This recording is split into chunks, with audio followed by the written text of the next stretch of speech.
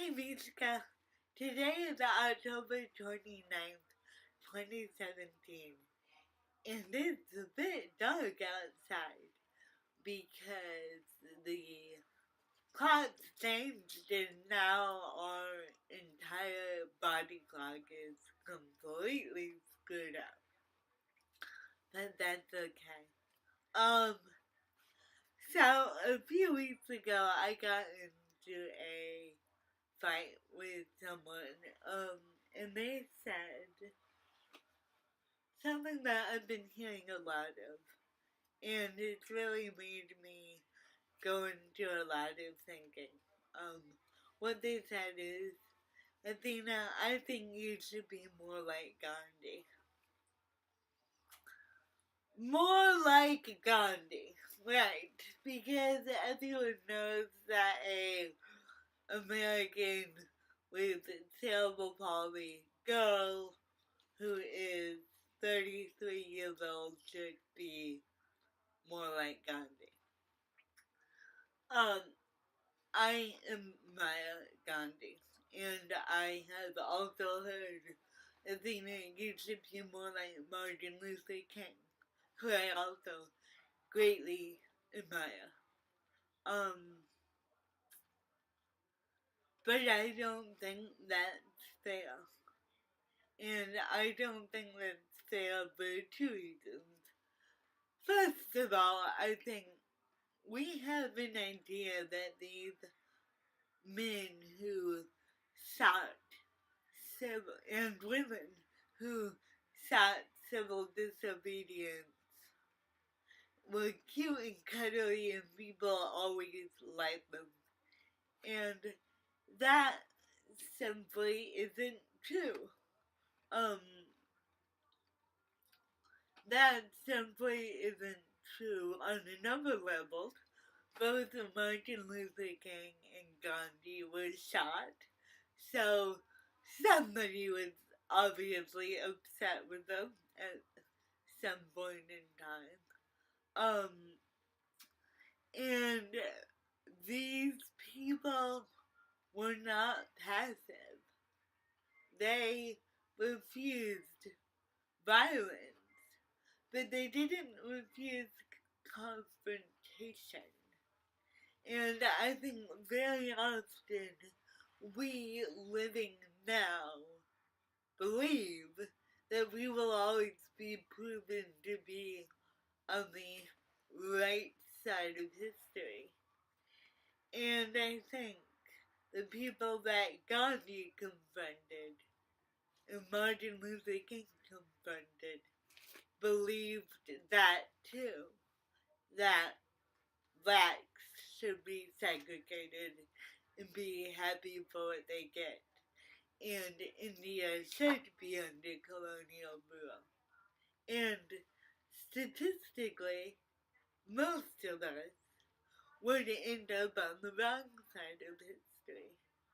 Because if there was a majority who believed what Gandhi was preaching, what Martin Luther King was preaching, there wouldn't have been these men. They wouldn't have been necessary. Change would come on its own. So that's the first thing, is we dishonor these revolutionaries by thinking we would have all agreed with them in the time that they worked. We wouldn't have. I wouldn't have. I'm not arrogant to think that I would be on the right side of history. And to think that these men were passive and were unemotional and didn't get hurt and didn't confront people and didn't get angry, not violent but angry, um, it's complete bullshit. And then secondly, I think this is problematic because Hello, I'm not Gandhi. May come as a surprise to you, but I'm not Gandhi. And look, I'm not Martin Luther King either. I'm me. They didn't have brain injuries. Really, they didn't. Um, they didn't work in a shipping container in London. They didn't need to go home and charge their wheelchair.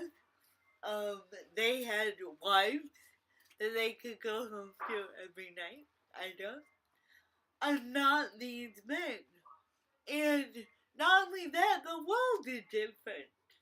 Now we have Twitter, and we have Facebook, and we have technology, and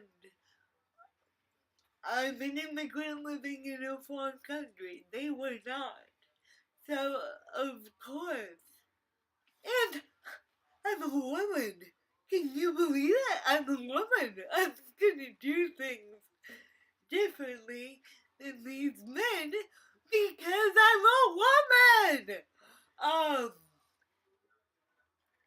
and words coming out of a man's mouth and words coming out of a woman's mouth have two very different meanings. Just by nature of being a woman and being a woman with a brain injury. I truly believe that you are morally obligated to love someone and confront them when they are wrong, when they are in the wrong, particularly when they are hurting you, they are hurting themselves, and they are hurting others around you. Um, I believe that that is a moral obligation to confront them. But I don't have a moral obligation to convince them. I can't. I can't change them. And Gandhi couldn't change them very quickly either. And Martin Luther King couldn't change them as quickly as he would have liked either. My dear friend reminded me last week that when Martin Luther King was assassinated, 75% of the American population thought he was a ne'er-do-well and a troublemaker. It wasn't until after his death that people took action. And so King couldn't convince them within his lifetime. And that's not up for me to do either. I can't. I'm just me. Sitting with a vacuum cleaner beeping at me. I need to charge the office vacuum in a shipping container in London. And people might not believe it when I say it, but I do the best I can to love people well, to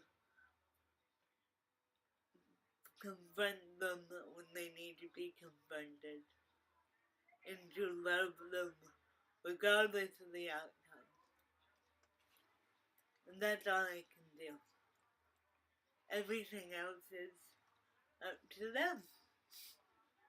So, that's all I've got for you today, Mishka. You are loved. You are precious. You contain multitudes. And I am not Gandhi or Martin Luther King.